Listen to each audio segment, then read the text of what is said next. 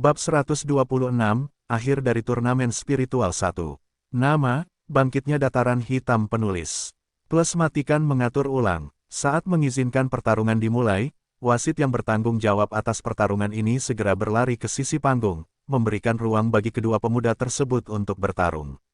Dan setelah mendengar izin wasit, baik Minos maupun Troy muda mulai mengaktifkan teknik bertarung mereka. Seni melahap, tubuh yang tidak bisa dihancurkan. Pedang spasial, Minos segera mengaktifkan 3 teknik bertarungnya, tanpa berusaha keras untuk pertarungan ini. Troy muda berada di level 44, jadi ini akan menjadi pertarungan yang sangat kompetitif, di mana dia bisa kalah jika dia tidak menggunakan semua yang dia miliki. Segera setelah mengaktifkan tekniknya, karakteristik cincin hitam muncul di langit sambil mulai menyerap energi Troy. Namun, karena perbedaan budidaya yang tinggi antara keduanya, tingkat penyerapannya tidak setinggi lawan Minos lainnya. Tapi itu juga tidak seburuk saat dia melawan Ruth. Bagaimanapun, meskipun hal ini tidak berdampak besar pada Troy, hal ini tetap merupakan sesuatu yang berpengaruh dan membantu Minos dalam pertempuran ini. Jalan sehari. Di saat yang sama, saat Minos mengaktifkan ketiga tekniknya, Troy muda segera mengaktifkan teknik bergeraknya, bergerak menuju tempat lawannya berada. Namun, saat memasuki area sekitar Minos, dari jarak hingga 40 meter, Troy segera menyadari bahwa tubuhnya tiba-tiba menjadi lebih berat, dengan kecepatannya turun lebih dari 30%. Ini sungguh luar biasa, dia berhasil mempengaruhiku sedemikian rupa. Troy berpikir sambil mengerutkan kening. Dia sedikit takut melihat seberapa efektif teknik Minos. Sebelum pertarungan, dia tahu bahwa lawannya sangat aneh, tetapi mencoba sesuatu sendiri selalu berbeda. Dan sekarang dia bisa merasakannya di kulitnya.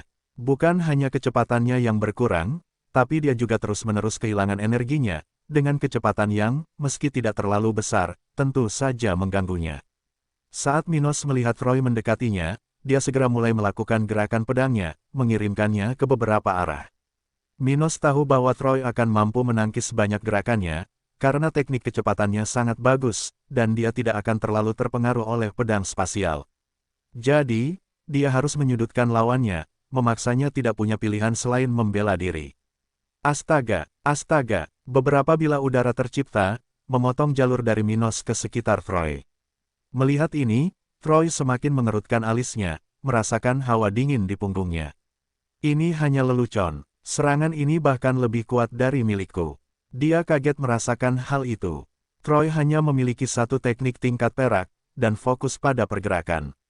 Karena alasan ini, teknik pertahanan dan serangannya hanyalah kelas hitam, yang hanya memberinya 70% kegunaan. Dengan itu, bahkan jika dia memiliki energi spiritual 2 kali lebih banyak dari Minos, pada setiap serangan, dia harus mengeluarkan lebih banyak energi daripada lawannya, namun, gerakannya akan sedikit lebih lemah. Oleh karena itu, dia tidak bisa menghabiskan kekuatannya untuk mempertahankan serangan Minos.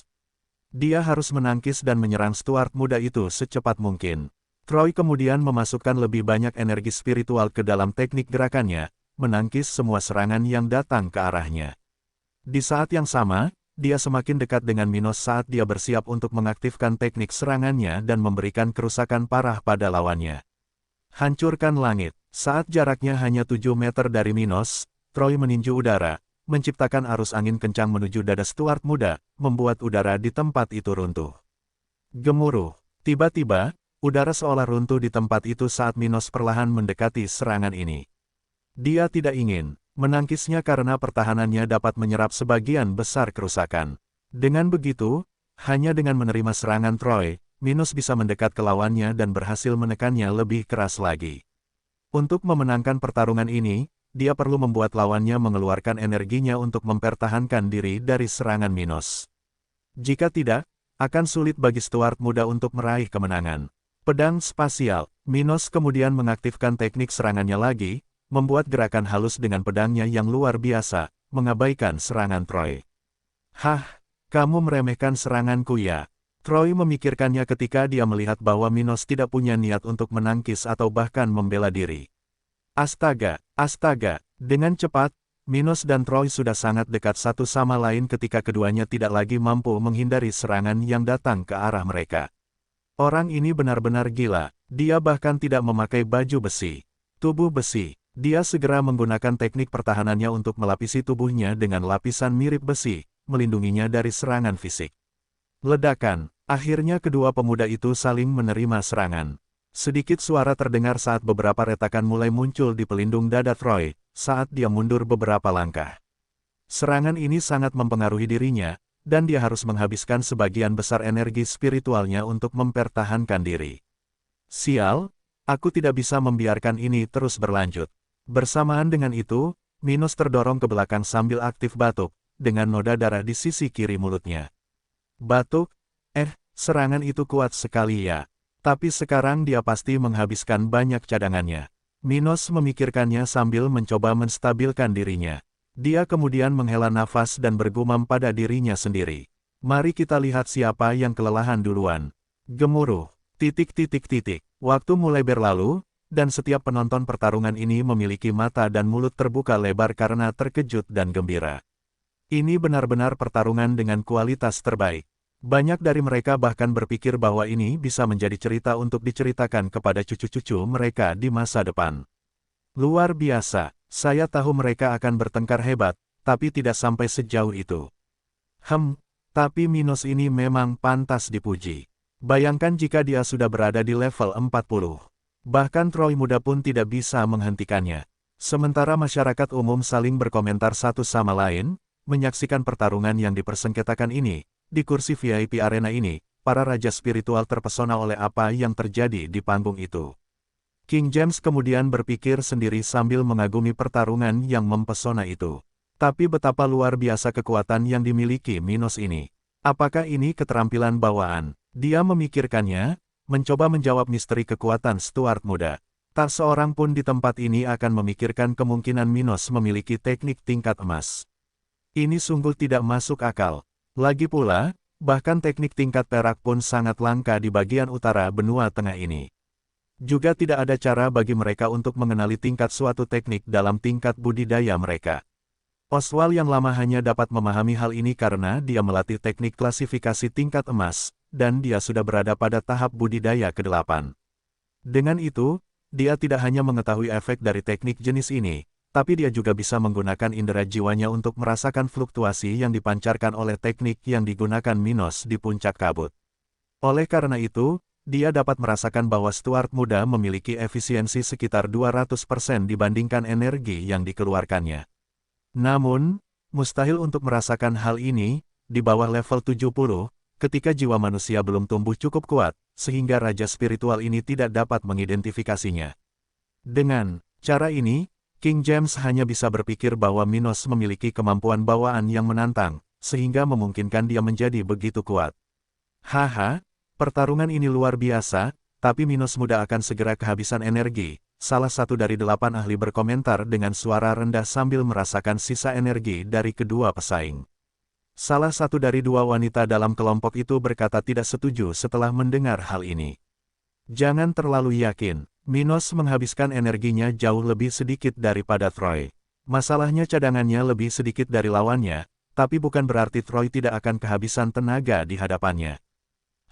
Beberapa di antara mereka mengamini hal tersebut sambil terus memperhatikan setiap gerakan yang dilakukan kedua pemuda tersebut. Ruth juga menyaksikan pertarungan ini dari salah satu ruang VIP. Dia sangat tenang saat menyaksikan pertarungan itu. Ini akan segera berakhir. Berbeda dengan orang lain di sekitar sini, dialah satu-satunya yang tidak tertarik dengan hasil konfrontasi ini. Bagaimanapun, dia tahu betul bahwa itu tidak masalah bagi Minos. Dan untuk menang, itu hanya latihan untuknya. Itu tidak akan jauh berbeda dari apa yang dia lakukan padanya. Bedanya di sini dia punya kesempatan. Tapi Ruth tidak peduli jika Stuart muda kalah. Dia telah kalah puluhan kali darinya, jadi kekalahan apa lagi? Bagaimanapun, dia hanya menantikan mereka berdua melanjutkan perjalanan kembali ke dataran hitam. Dia ingin kembali ke sektenya sesegera mungkin sehingga dia bisa mengasingkan diri. Dia ingin melakukan ini sampai dia mencapai level 50, ketika dia bisa melakukan perjalanan keluar kekaisaran kapanpun dia mau. Pada titik ini, pukulan terakhir pertarungan akhirnya diberikan. Bila udara terakhir yang diciptakan oleh Minos terlempar, sementara pemuda itu memiliki wajah yang sangat pucat. Dia telah menghabiskan apa yang dimilikinya untuk serangan ini, dan tidak ada cara baginya untuk melanjutkan pertarungan ini. Astaga, di saat yang sama, Troy mencoba meninju udara lagi, tapi dia juga hampir kelelahan. Dia telah menerima banyak pukulan dari Minos dalam pertarungan ini, dan karena pertahanannya tidak seefektif musuhnya, dia menderita lebih banyak kerusakan fisik. Bahkan sebelum pedang itu mengenainya, Troy muda itu roboh, mengeluarkan suara ratapan, sementara pandangannya kabur, dan dia terjatuh perlahan ke lantai, membenturkan wajahnya ke tanah panggung pertarungan. Dia kehilangan kesadaran setelah mencoba membuat serangan baru, tapi itu terlalu berat baginya. Namun, hal itu juga merupakan sebuah keberuntungan bagi Troy. Karena dia pingsan dan jatuh ke tanah, dia berhasil menghindari bila udara kecil yang datang ke arahnya.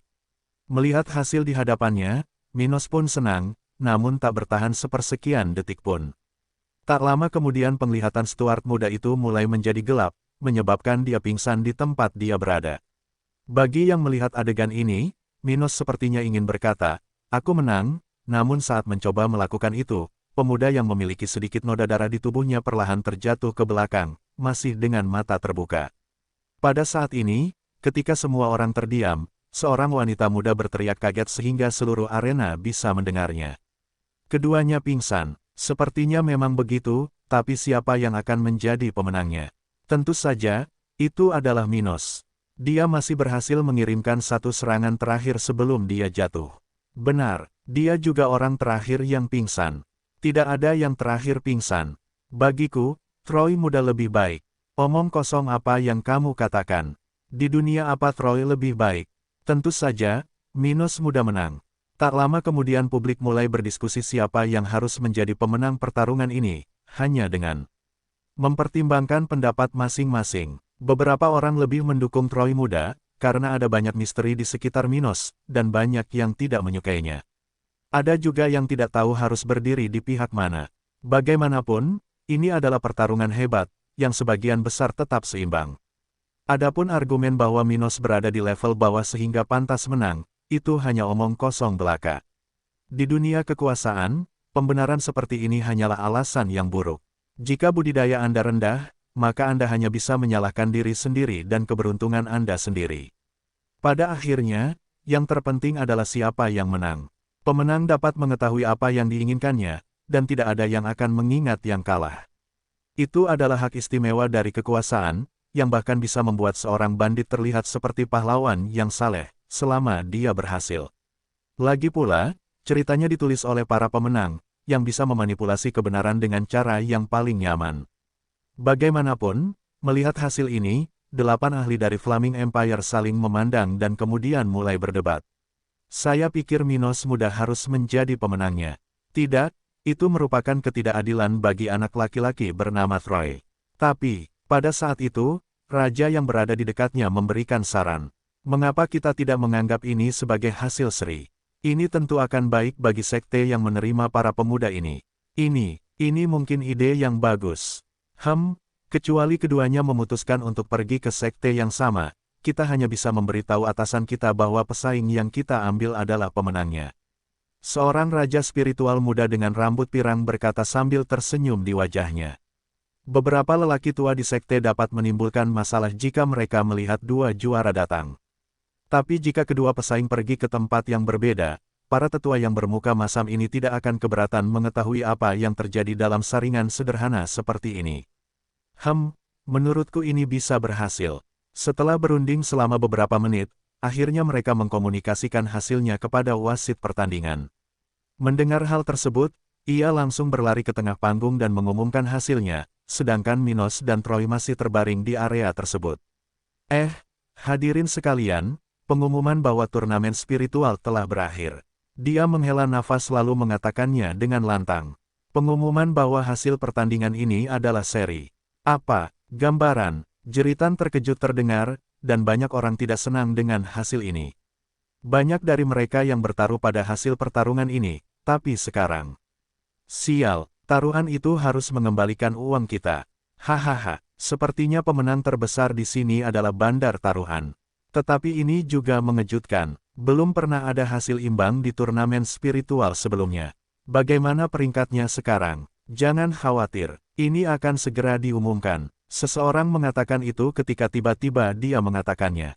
Lihat di sana, layar peringkat sudah berfungsi. Tidak lama lagi akan diumumkan.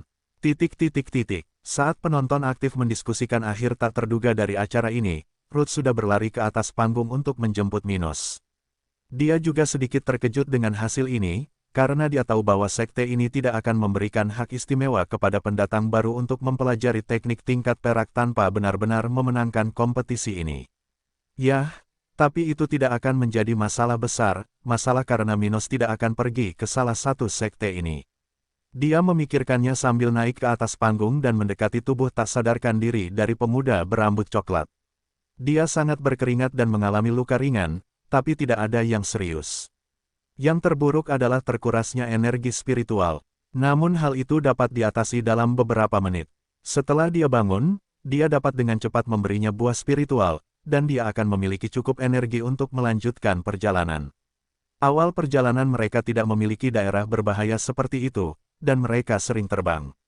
Dengan demikian, Minos tidak perlu bersiap 100% seperti yang dilakukannya pada perjalanan yang telah dilakukan keduanya sebelumnya. Setelah itu, tidak butuh waktu lama, peringkat akhir kompetisi mulai terlihat di layar arena. 1. Minos dan Troy Newman. 3. Kara Charlin. 4. Mona Miller. 5. Davy Hayes. 6. Roger Aguilar. 7. Luke Nash. 10. Ford Charlin. 12. Peter. Ke-16. Abby Miller. Ke-19. Maxwell Mayer. Ke-32. Todd Cohen. Ketika mereka melihat ini, semua orang mulai memperdebatkan urutan peringkat, sementara beberapa memeriksa taruhan mereka untuk melihat apakah mereka cocok dengan posisinya. Haha, siapa Todd Cohen ini? Saya tidak ingat orang ini. Hehehehe, dia adalah salah satu dari 3 bocah nakal yang berhasil mencapai tes keempat turnamen sebelum mencapai level 40. Oh, sekarang kamu bilang begitu, sungguh, tidak semua grup Battle Royale memiliki peserta level 40. Sementara itu, Raja James sedang berdebat dengan para jenderalnya ketika tiba-tiba 8 raja spiritual muda memasuki ruang VIP tempat raja ditampung.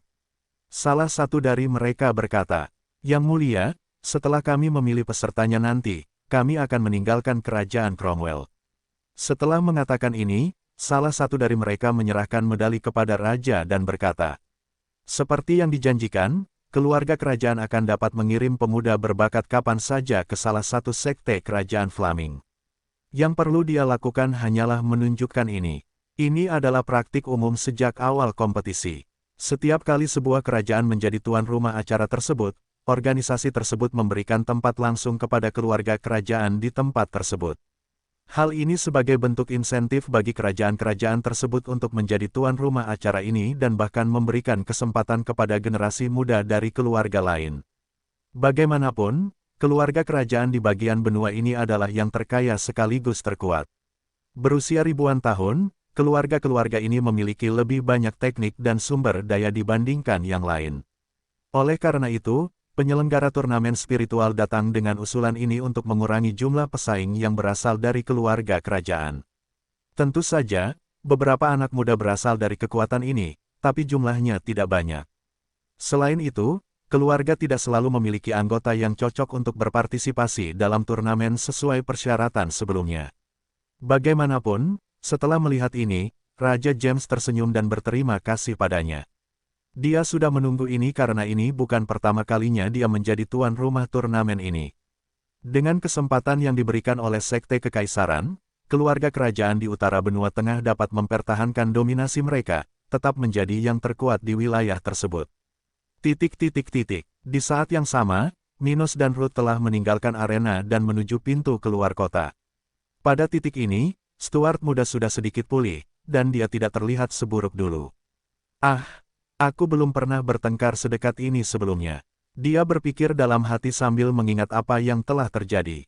Dia tidak menghitung berapa kali dia melawan Ruth dalam catatan pertarungannya. Tidak, itu hanya latihan. Bagaimanapun, saat mereka hendak keluar dari kota besar ini, tiba-tiba 2 pemuda muncul di depan Minos dan Ruth. Mereka ditemani oleh seorang pria parubaya yang mengenakan baju besi hitam. Salah satu pemuda berambut hitam panjang, sedangkan yang lainnya bertubuh kekar dan berambut pendek. Inilah dua pemuda yang diselamatkan Minos pada tes kedua, Peter dan Maxwell, tepatnya bersama pengawal pemuda kedua. Saat melihat tiga orang di depannya, Minos segera mengerti apa yang akan terjadi. Dia telah mengajukan tawaran kepada Peter muda, dan dia mungkin meyakinkan dirinya untuk mengikutinya. Bagaimanapun, akan sulit baginya untuk dipilih oleh salah satu dari 8 sekte Kekaisaran Flaming. Adapun Maxwell, dia juga belum mencapai peringkat yang bagus, jadi pergi ke Kekaisaran dengan salah satu sekte ini adalah hal yang mustahil baginya. Jadi, dia harus kembali ke Kerajaan Salju, tempat keluarganya berada. Kedua pemuda itu sudah mengetahui bahwa Minos tidak akan bergabung dengan salah satu sekte tersebut, jadi mereka sudah bersiap untuk mendatanginya ketika tiba waktunya untuk berangkat. Minos lalu tersenyum dan berkata, "Oh, apakah kamu datang untuk mengucapkan selamat tinggal? Tidak, seperti yang kamu usulkan sebelumnya, aku memutuskan untuk mengikutimu kembali ke wilayahmu," kata Petrus dengan tegas. Dan tak lama kemudian, Maxwell pun memberikan jawabannya. "Aku akan menemanimu sebentar, lalu aku akan kembali ke Kerajaan Salju." Kerajaan Salju masih jauh dari tempat mereka berada. Maxwell muda dan pengawalnya harus melewati Kerajaan Brown, mengikuti negara bagian lain yang berbatasan dengan Kerajaan Cromwell dan Flaming Empire. Setelah melintasi kerajaan itu, mereka akhirnya mencapai Kerajaan Salju. Dan meskipun kerajaan ini tidak berlokasi di wilayah utara benua tengah, selama mereka menjaga profil mereka tetap rendah, perjalanan tersebut tidak akan berbahaya, karena mereka melakukan perjalanan di dekat batas utara negara bagian itu. Begitu. Oke, tapi kami akan kembali secepat yang kami bisa. Saya hanya bermaksud berhenti untuk beristirahat di rute ini. Ya, keduanya menjawab sambil menganggukkan kepala. Dari kedua pemuda tersebut, Maxwell juga memiliki binatang spiritual tingkat 4, seperti halnya Langrut. Di sisi lain, Peter tidak memiliki makhluk spiritual karena dia tidak memiliki keluarga yang membiayai pengeluarannya. Dengan itu, Maxwell dan pengawalnya mengikuti dengan binatang buas mereka, sementara Peter mengikuti Minos dan Ruth di belakang elang putih besar. Dan hal itu tidak menghalangi perjalanan mereka karena terdapat ruang untuk 3 orang di kursi elang. Setelah itu, kelompok tersebut dengan cepat mulai bergerak, meninggalkan ibu kota kerajaan Cromwell.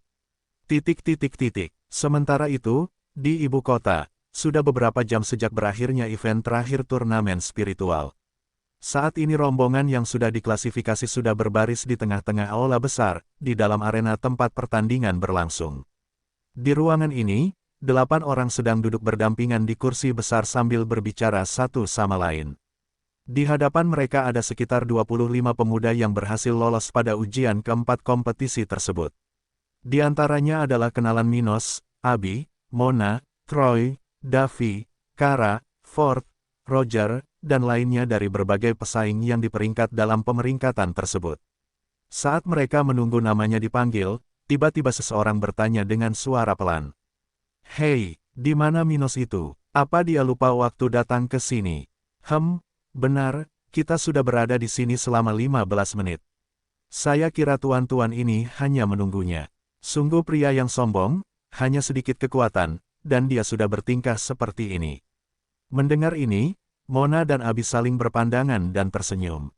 Tampaknya Minos tidak terlalu mempedulikannya, seperti yang dia katakan kepada mereka. Adapun Kara dan kakaknya, mereka langsung merespon ketika mendengar ini. "Minos memberitahu kami bahwa dia tidak tertarik pergi ke Kekaisaran." Setelah selesai mengatakan ini, ke-8 ahli sekte tersebut melihat ke arah kedua bersaudara itu dengan heran. Lalu salah satu dari mereka berkata, "Oh, bisakah kamu berbicara lebih banyak tentang itu?" Kara lalu maju selangkah lalu mengatakannya dengan sopan. "Minos memberitahu kami bahwa dia tidak ingin bergabung dengan sekte manapun. Dia di sini hanya untuk meningkatkan kontaknya dan menguji kekuatannya." "Apa?" Troy bertanya dalam benaknya. "Dan aku berpikir orang ini bisa menjadi sainganku. Tapi dia hanyalah seseorang yang tidak punya ambisi." Troy sedikit kecewa mendengar kabar ini. Bagaimanapun, ini adalah pertama kalinya dia bertemu seseorang yang berbakat seperti Minos. Dia bahkan berpikir jika keduanya pergi ke sekte Flaming Empire, maka mereka pasti akan memiliki persaingan yang hebat untuk waktu yang lama. Dan itu sebenarnya adalah sesuatu yang sangat dihargai oleh Troy. Lagi pula, saingan bisa saling menguatkan, mencapai tingkat yang lebih tinggi daripada yang biasanya bisa mereka capai jika mereka tidak mengenal satu sama lain. Tapi sayang sekali Minos sepertinya tidak berpikir seperti itu. Lagi pula, mendengar perkataan Kara, dari 8 ahli, hanya Sally yang tidak begitu terkejut. Lagi pula, dia sudah tahu bahwa Minos menolak pergi ke Sekte Awan Abu-Abu bersama ibunya, Maisi Coleman. Dia hanya ragu apakah Minos akan bergabung dengan sekte saingan Sekte Awan Abu-Abu. Tapi untungnya, dia tampaknya membenci mereka semua dan bukan hanya sekte di belakang Sally. Untung, tidak akan terlihat bagus jika dia pergi ke kekuatan saingan. Dia berpikir sambil menghela nafas lega. Pada saat yang sama, 7 raja spiritual benar-benar ketakutan dengan hal ini. Siapa yang waras yang akan melakukan itu? Kehilangan kesempatan yang mungkin tidak akan kembali lagi. Mereka memikirkannya, mencoba memahami pikiran Minos. Pergi ke sebuah kerajaan tidaklah sulit, namun sangat berbahaya untuk pergi ke tempat seperti itu tanpa bantuan atau dukungan dari kekuatan besar. Sekadar memberi Anda gambaran, di Flaming Empire, jumlah orang dengan talenta hitam sama banyaknya dengan jumlah orang dengan talenta biru di utara benua tengah. Dan tidak hanya itu, saat berada di utara benua tengah, tidak jarang menemukan kawasan alami dengan makhluk spiritual dari tingkat kelima, di Flaming Empire, hal serupa terjadi. Namun dalam kasus kekaisaran ini, makhluk spiritual tingkat 6 adalah hal biasa. Dan ini jelas merupakan masalah yang serius. Bahkan yang terkuat di utara benua tengah, mereka hanya berada di tahap ke-6 budidaya. Jika mereka melakukan perjalanan melalui Flaming Empire, mereka akan selalu berada dalam bahaya. Adapun jumlah orang dengan bakat perak, jumlahnya hampir sama banyaknya dengan orang dengan bakat hitam di utara benua tengah. Faktanya, orang-orang dengan bakat perak berada di puncak piramida kekuasaan, tidak hanya di benua tengah tetapi di semua benua manusia. Lagi pula, orang dengan bakat emas sangatlah langka. Bahkan di antara 100 juta orang, memiliki orang seperti itu sungguh luar biasa. Dengan demikian, dunia spiritual pada umumnya didominasi oleh individu-individu dengan bakat perak dan diperintah dari bayang-bayang oleh mereka yang memiliki bakat emas, yang berhasil hidup cukup lama untuk mencapai tingkat budidaya yang tinggi.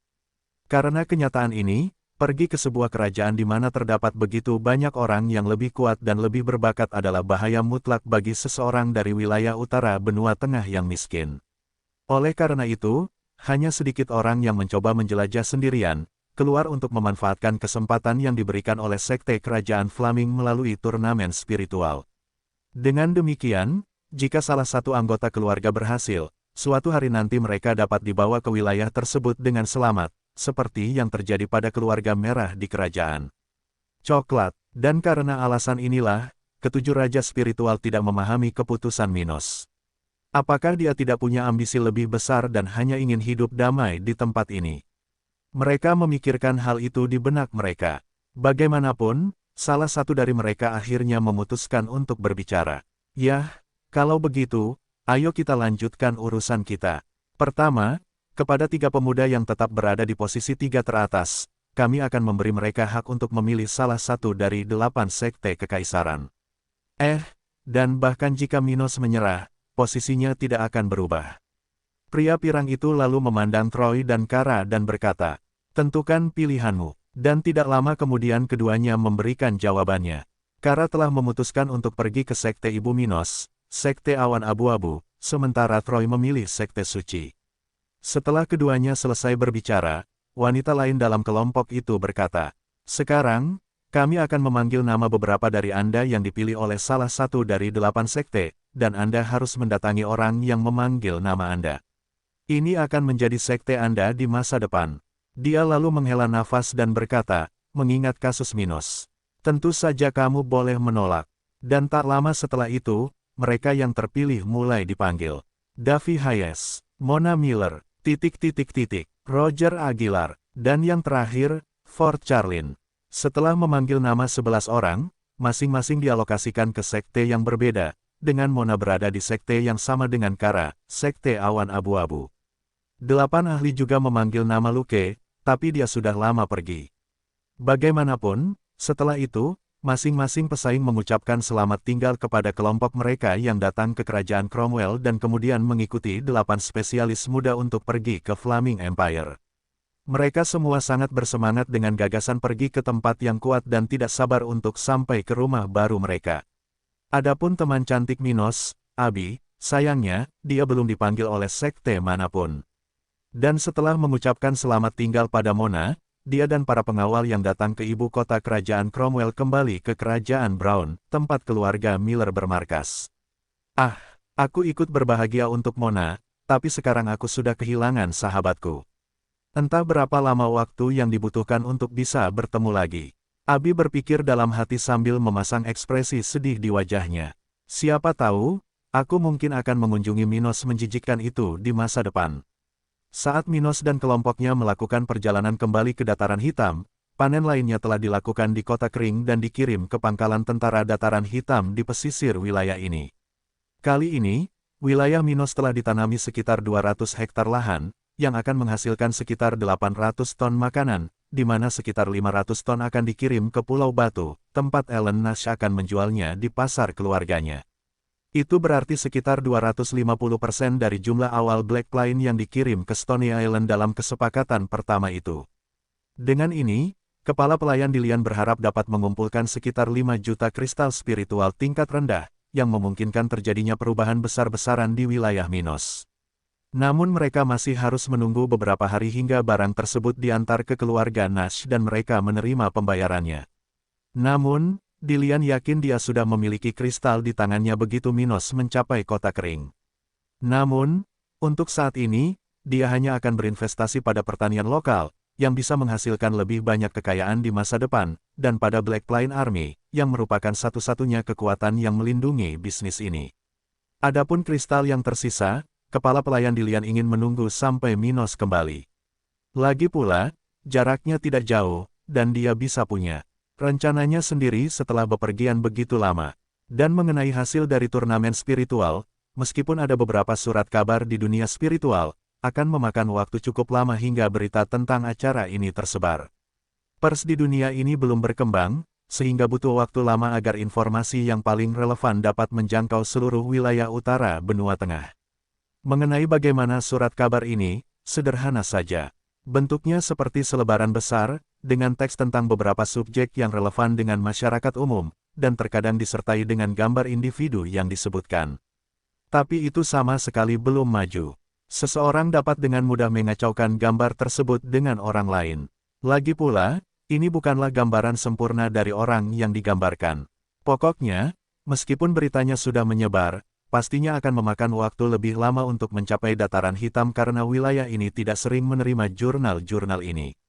Namun anak buah Minos sudah yakin seperti apa hasil yang akan didapat tuan muda mereka. Bagaimanapun, ini adalah kompetisi untuk generasi muda, dan dulunya tidak terlalu berbahaya. Bagaimanapun, segalanya berjalan baik bagi kota kering, yang berkembang setiap hari dan telah membuka toko keluarga Cohen di kota. Dengan itu, beberapa tentara yang memiliki gaji lebih baik sudah memesan di toko baru ini. Penjualan yang paling umum adalah susunan tingkat rendah tingkat 1, yang dapat meningkatkan kualitas hidup masyarakat.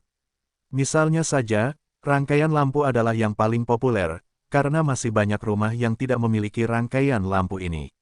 Lagi pula, meskipun kualitas hidup penduduk kota kering telah meningkat, sebagian besar dari mereka tidak mampu membayar untuk susunan tersebut. Sebagai gambaran, satu set pencahayaan yang dapat menerangi 10 ruangan berharga 5.000 kristal. Jadi, masih perlu waktu lama sebelum keluarga paling sederhana dapat mengumpulkan kristal yang diperlukan. Adapun para prajurit, mereka membagi rekening di antara mereka sendiri, karena barang-barang ini dijual satuan. Namun bagi prajurit berpangkat sersan, yang memperoleh 800 kristal sebulan, biaya ini bukanlah biaya yang besar, karena akan sangat meningkatkan kualitas hidup mereka. Bagaimanapun juga, kota ini semakin terang dalam beberapa minggu terakhir ini, sementara semangat penduduknya juga meningkat hampir pada tingkat yang sama. Beberapa minggu sebelumnya, di suatu tempat di kerajaan Cromwell, ada sebuah kota besar dengan beberapa ribu orang dengan tanda tertentu di dahi mereka. Tanda ini tampak seperti bintang, sebagian besar berwarna hitam dan ada lingkaran berwarna kulit di tengah simbol ini. Ini adalah tanda yang diberikan kepada budak dari keluarga tertentu di kerajaan Cromwell. Kadang-kadang, di kota ini, seseorang dapat mendengar jeritan laki-laki dan perempuan yang dipukuli, dengan alasan yang tidak diketahui siapapun. Budak-budak ini bekerja di berbagai budaya yang ditanam di wilayah ini tanpa menerima apapun selain air dan makanan. Ini adalah api penyucian sesungguhnya bagi banyak dari orang-orang ini, yang, setelah bekerja sebagai hewan, masih kurang beruntung karena dipukuli atau bahkan melihat putri dan wanita mereka diperkosa oleh penguasa negeri ini. Ini adalah kenyataan kejam dari mereka yang hidup dalam kondisi seperti ini, tidak hanya di tempat itu tetapi juga di bagian manapun di dunia spiritual. Pokoknya, di sebuah istana di tengah kota, terdapat sebuah ruangan dengan puluhan lampu yang menyala sementara dua orang lelaki tua sedang mengawasi tempat itu. Tempat ini sangat besar dan hampir tampak seperti perpustakaan yang luas. Tapi yang ada di sini hanyalah lampu-lampu ini. Jika seseorang melewati ruangan ini, mereka akan melihat nama di atas pintu masuk ruang. Jiwa, apa maksudnya? Disinilah tanda jiwa semua anggota keluarga ini berada. Masing-masing pelita itu berarti sebuah kehidupan. Artinya, jika salah satu lampu tersebut padam, berarti pemilik tanda itu telah meninggal. Saat ini, salah satu lampu yang berada di salah satu posisi terbaik di tempat ini tiba-tiba padam. Melihat hal tersebut, lelaki tua yang sedang mengawasi sisi ruangan ini tiba-tiba bangkit dan pergi ke tempat lampu padam. Sepertinya seseorang yang penting meninggal. Pria tua itu menghela nafas sambil berjalan ke rak. Di rak pertama ini terdapat tanda-tanda jiwa dari anggota terpenting keluarga ini, yang merupakan raja spiritual, atau anak-anak dan kerabat dekat dari individu-individu tersebut. Sesampainya di depan tempat lampu padam, lelaki tua itu mengambil sebuah tanda yang ada di bawah lampu, yang berisi informasi tentang pemilik tanda jiwa tersebut. Melihat tanda itu, lelaki tua itu tiba-tiba memucat, merasakan hawa dingin mengalir di punggungnya. Dia secara tidak sengaja menjatuhkan stekernya ke lantai sementara wajahnya terlihat suram. Sial, putra tetua tertinggi meninggal. Mengapa ini terjadi tepat pada giliranku? Kuharap iblis tua itu tidak membunuhku di saat yang panas ini. Orang tua itu kemudian mulai meninggalkan ruangan dengan ekspresi ketakutan di wajahnya. Saat ini, tidak banyak yang bisa dilakukan. Jika dia mencoba menunda beritanya, itu bisa menjadi lebih buruk baginya.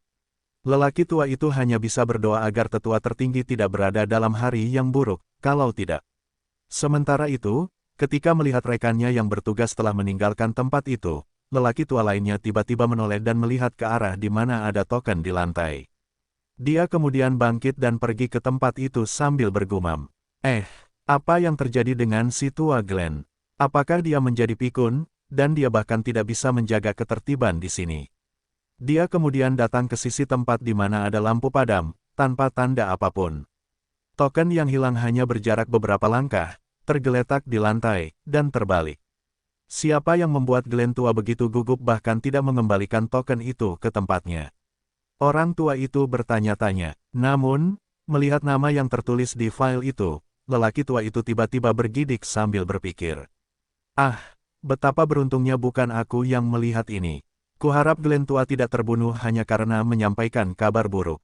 Setelah mengatakan ini, lelaki tua itu meletakkan token itu di tempatnya dan pergi, kembali mengamati area tersebut. Jika seseorang masuk ke ruangan ini sekarang dan melihat token itu, maka dia akan melihat namanya tertulis dengan warna merah. Kamar Leroy.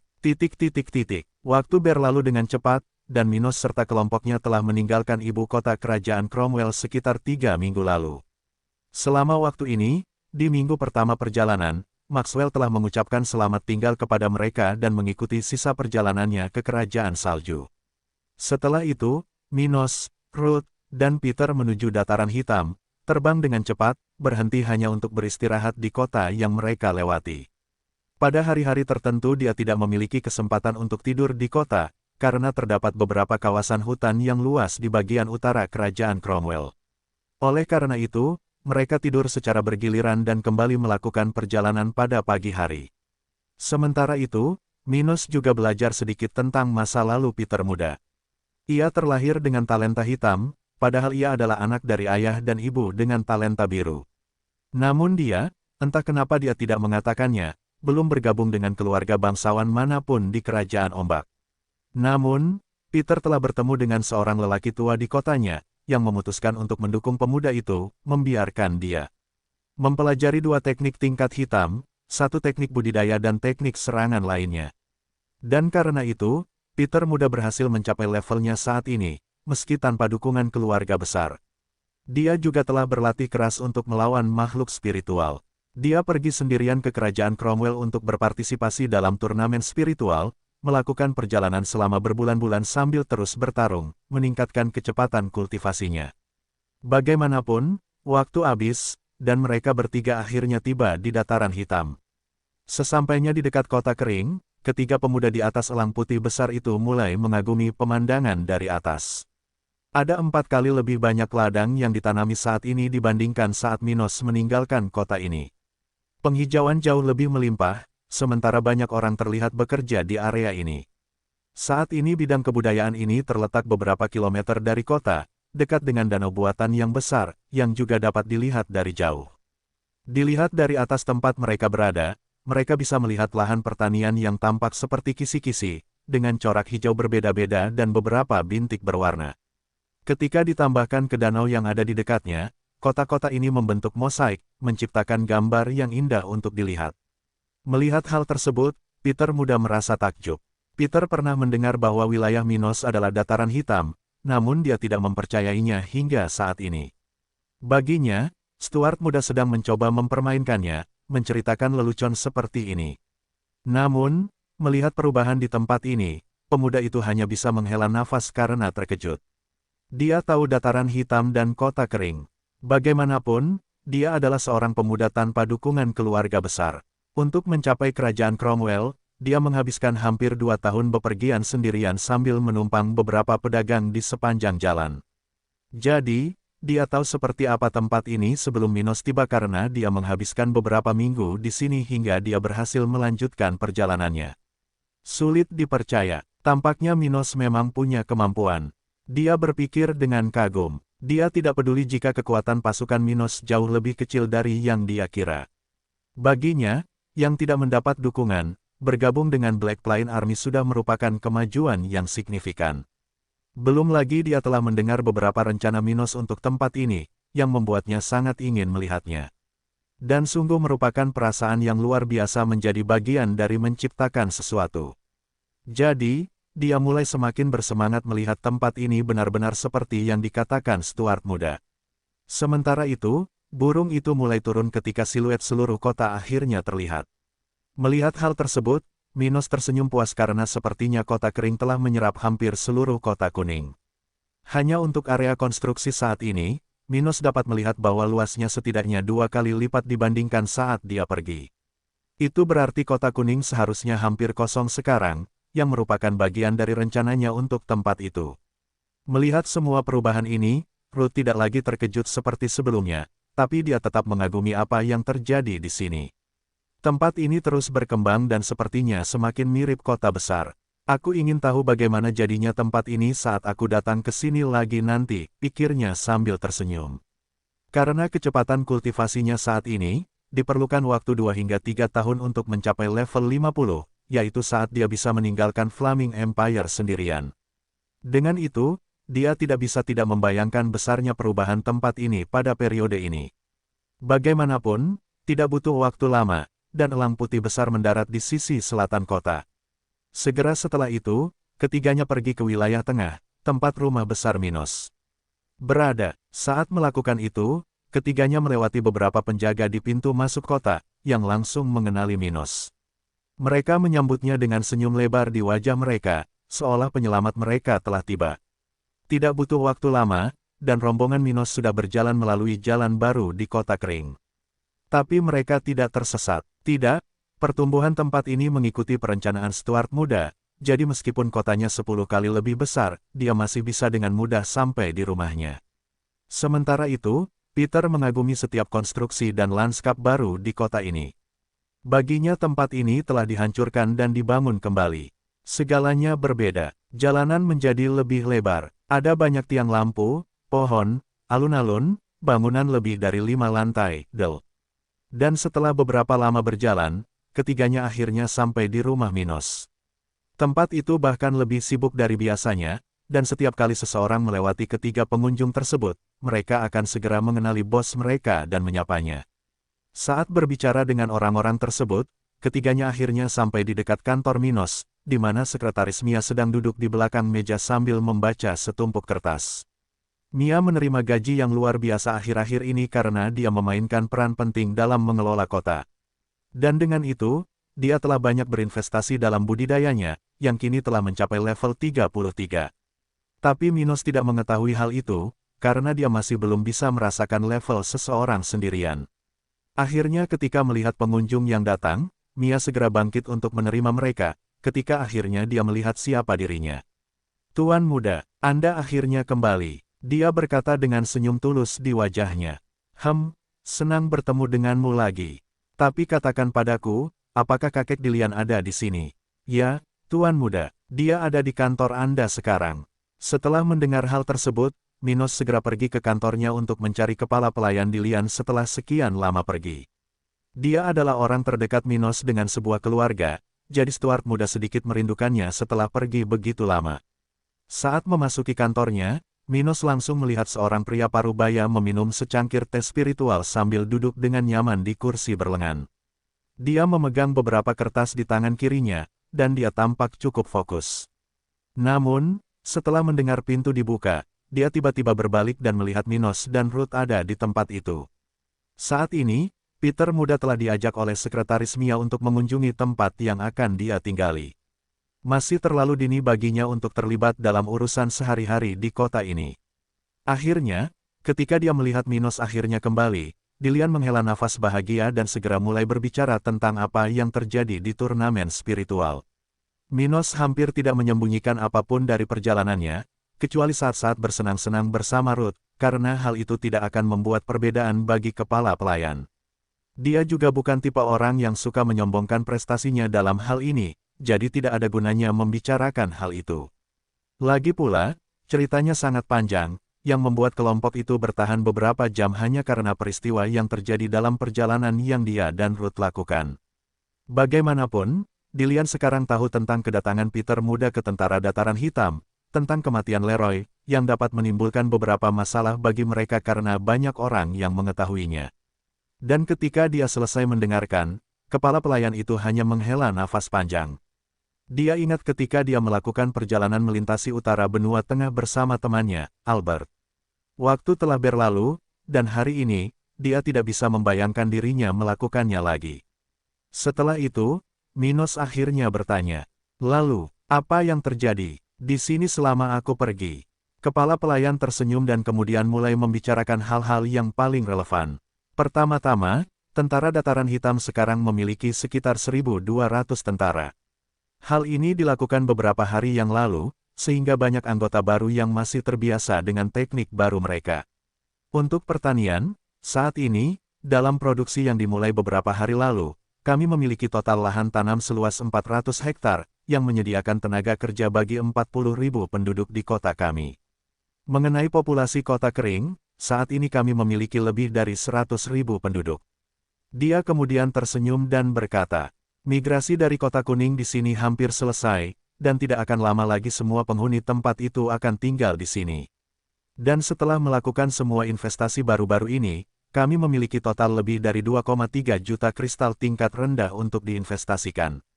Saya tidak menyentuh nilai-nilai itu sehingga Tuan Muda dapat memilih dengan lebih baik cara menginvestasikannya." Kepala pelayan itu menyelesaikannya dengan senyuman di wajahnya. Dia senang dengan apa yang terjadi di kota ini. Melihat suatu tempat berkembang seperti melihat seorang anak yang Anda asuh tumbuh dan menaklukkan dunia. Jadi, dia senang dengan pekerjaannya saat ini. Minos senang dengan apa yang didengarnya, lalu dia mengganti topik pembicaraan sambil berkata, "Bagaimana dengan kota perairan? Apakah kita sudah mengetahui siapa dalang di balik tempat itu?" Ini adalah masalah penting bagi Minos. Lagi pula, setelah sepenuhnya menyerap populasi kota kuning, tidak lama kemudian kota kering mulai kehabisan tenaga kerja. Oleh karena itu, mereka perlu menarik orang-orang dari daerah lain, dan sebaiknya dari tempat yang lebih jauh, seperti kota perairan. Kita sudah mendapatkan hasil penelitian selama berminggu-minggu.